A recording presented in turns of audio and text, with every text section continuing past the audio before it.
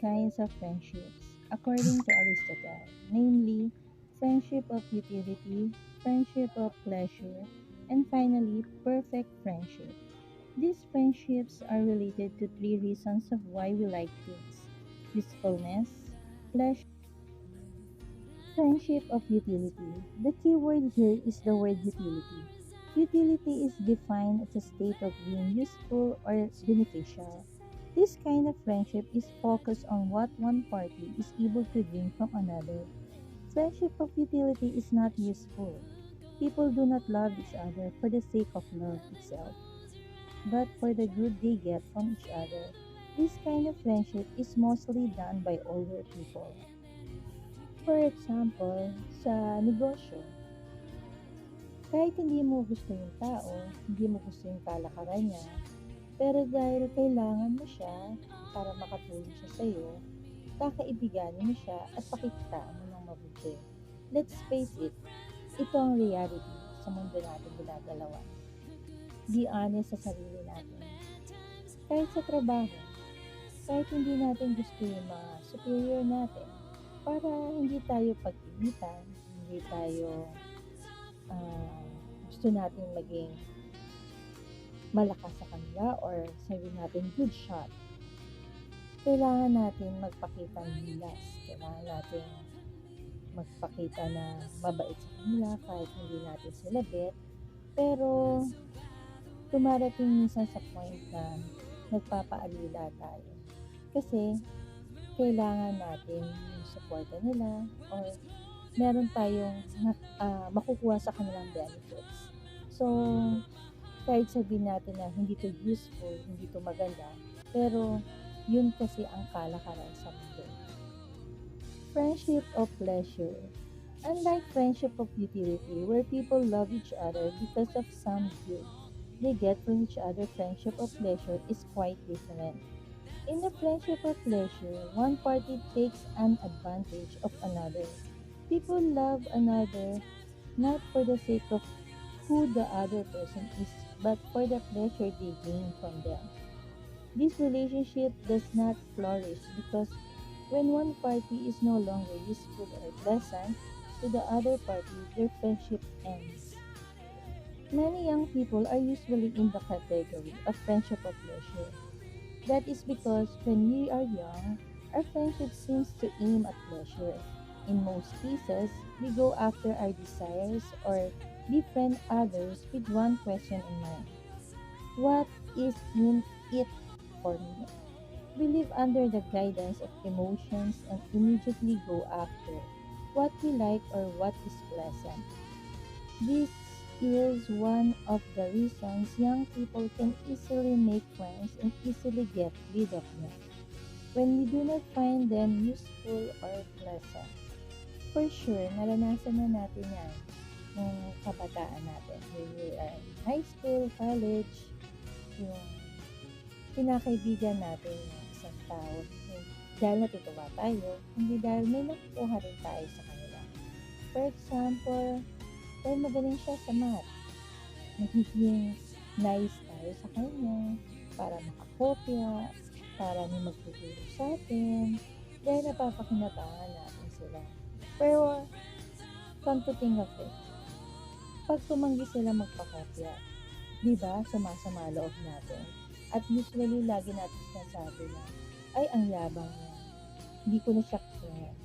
So, siguro, lahat tayo dumaan sa ganyan. Walang hindi dumaan sa ganyan. Dahil kahit sabihin mo, hindi na natin yan bate kasi maarte yan, kasi mayabang yan, kasi akala niya siya lang magaling, kasi hindi na pagbigyan yung gusto natin. As we grow in age, our expectations of what we look for in a friendship changes with the words pleasure in mind. We begin to yearn for what friendship where the other person can love us for who we are despite of our imperfections. Perfect friendship. Almost everyone yearns for this kind of friendship. In midst of adversities and tough times, we look for these kinds of friends for refuge. Perfect friendship is the master and the goal of all friendships. A person in this friendship wishes the good of another for his or her own sake, which makes it the highest degree of all friendships. Perfect friendship is when people love another for the sake of who what the person is. Each individual in the perfect friendship receives a mutual recognized love. Those in this kind of friendship know and affirm their friendship and wish well of each other. One does not have to worry much about satisfying the other party because he or she is loved just the way he or she is. What makes this friendship the highest degree of friendship?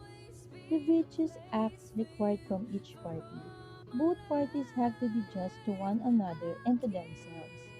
They are prudent in their acts and in their desires. Of course, there is pleasure and utility involved in this perfect friendship. But pleasure and utility are not the ultimate goal of a perfect friendship. People in this relationship are patient with one another and love is grounded in their activities. Such friendship is rare because it requires time and familiarity to form. Kaya kung mapapansin, ang dami natin sasabihin na madami tayong kaibigan. Pero iilan lang dun yung masasabi mo talaga na totoong kaibigan natin. Yung hindi lang dahil may nakukuha tayo sa kanila. Oo, talagang may nakukuha tayo. Suporta, pagmamahal, pag-aalaga, sermon. Hmm. Pero iba pa rin yung napagsasabihan natin sila ng problema, sila yung sinasabihan natin din kapag masaya tayo, may achievement tayo, may nagawa tayo, or meron tayong gustong gawin in the near future or kung ano yung mga plano natin. At masasabi natin na itong mga taong na to, kahit sabihin mo na meron tayong nakukuha sa kanila, vice versa.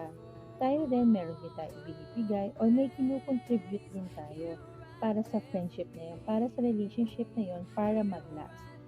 Kumbaga, kung ano yung ginawa niya, ginagawa mo hindi para return o para maging kapalit kung anong ginawa niya.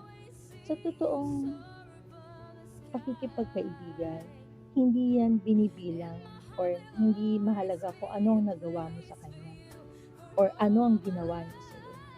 Kundi ginawa mo yun kasi bukal yun sa loob mo, bukal yun sa kung ano yung nararamdaman mo, kung ano yung pagkikare mo sa kanya.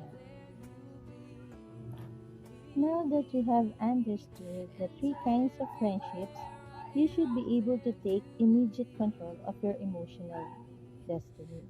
You may start to recognize that some of your friendships are friendship of utility, friendship of pleasure, and very few are perfect friendships. The goal here is to aim at perfect friendship in all of your relationships.